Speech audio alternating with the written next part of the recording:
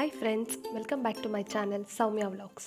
ಇವತ್ತು ನಾನು ನಿಮಗೆ ಮನೆಯಲ್ಲೇ ಸಿಗುವಂತಹ ಪದಾರ್ಥಗಳಿಂದ ಈಸಿಯಾಗಿ ಸೋಯಾ ಮಂಚೂರಿಯನ್ನ ಹೇಗೆ ಮಾಡೋದು ಅಂತ ತೋರಿಸ್ತಾ ಇದ್ದೀನಿ. ಇಲ್ಲಿ ನಾನು ಒಂದು 150 ಗ್ರಾಮ್ ಆಗುವಷ್ಟು ಸೋಯಾ ಚಂಕ್ಸ್ನ ತೊಗೊಂಡಿದ್ದೀನಿ. ಇದನ್ನು ಫಸ್ಟು ಬಿಸಿನೀರಲ್ಲಿ ನೆನೆಸ್ಕೋಬೇಕಾಗತ್ತೆ. ನಾನಿಲ್ಲಿ ಆಲ್ರೆಡಿ ಒಂದು ಪಾತ್ರೆಯಲ್ಲಿ ಬಿಸಿನೀರನ್ನ ಕಾಯಿಸ್ಕೊಂಡು ಇಟ್ಕೊಂಡಿದ್ದೀನಿ. ಅದನ್ನು ಈಗ ಹಾಕಿ ಒಂದು 10 ನಿಮಿಷ ನಾವು ಇದನ್ನು ಬಿಸಿನೀರಲ್ಲಿ ನೆನೆಸ್ಬೇಕಾಗತ್ತೆ. ನೆನೆಸ್ಕೊಳ್ಳೋಣ ಈಗ ಒಂದು 10 ನಿಮಿಷ.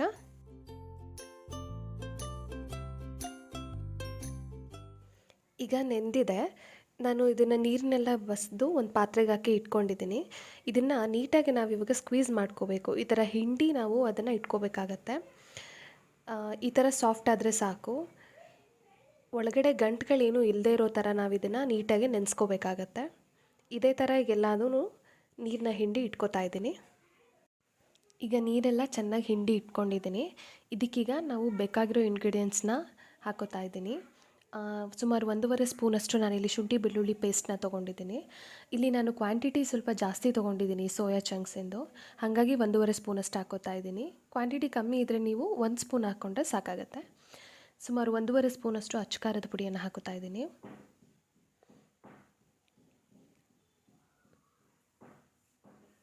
ಒಂದು 4 ಸ್ಪೂನಷ್ಟು ನಾನಿಲ್ಲಿ ಕಾರ್ನ್ಫ್ಲೋರ್ನ ಹಾಕೋತಾ ಇದ್ದೀನಿ.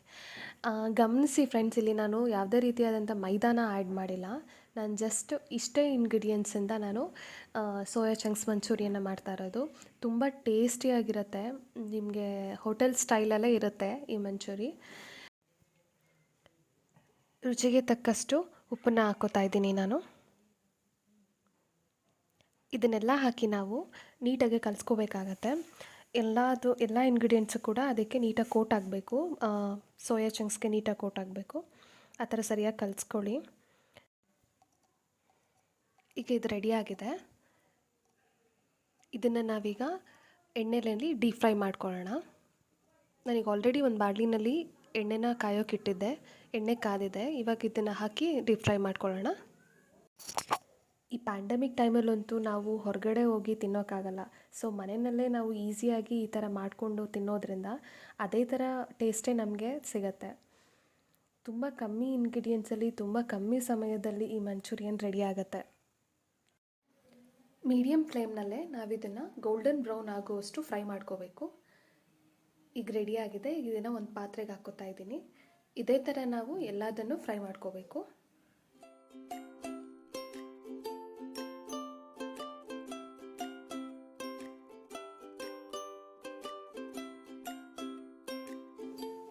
ಒಂದು ಬಾಣಲಿನಲ್ಲಿ 4 ಸ್ಪೂನಷ್ಟು ಎಣ್ಣೆ ಹಾಕಿ ನಾನು ಕಾಯಕ್ಕೆ ಇಟ್ಕೊಂಡಿದ್ದೆ.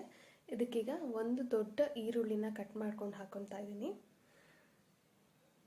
ಮತ್ತು ಒಂದು ಹಸಿಮೆಣಸಿನ್ಕಾಯಿ ಹಾಕ್ಕೊಂಡಿದ್ದೀನಿ. ಹಸಿಮೆಣಸಿನ್ಕಾಯಿ ನಿಮಗೆ ಬೇಡ ಅಂದರೆ ಸ್ಕಿಪ್ ಮಾಡ್ಕೊಳ್ಳಿ. ಆದರೆ ಹಸಿಮೆಣಸಿನ್ಕಾಯಿ ಹಾಕೋದ್ರಿಂದ ತುಂಬ ಟೇಸ್ಟಿಯಾಗಿ ಬರುತ್ತೆ.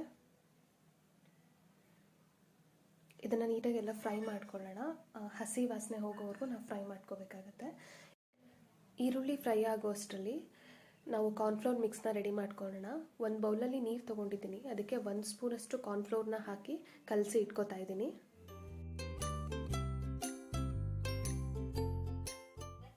ಇದಕ್ಕೆ ಈಗ 3/4 ಸ್ಪೂನಷ್ಟು ನಾನು ಶುಂಠಿ ಬೆಳ್ಳುಳ್ಳಿ ಪೇಸ್ಟ್ನ ಹಾಕೋತಾ ಇದ್ದೀನಿ. ಶುಂಠಿ ಬೆಳ್ಳುಳ್ಳಿ ಪೇಸ್ಟ್ ಹಾಕಿದ ಮೇಲೆ ಚೆನ್ನಾಗಿ ಫ್ರೈ ಮಾಡ್ಕೋಬೇಕು, ಹಸಿ ವಾಸನೆ ಹೋಗೋವರೆಗೂ.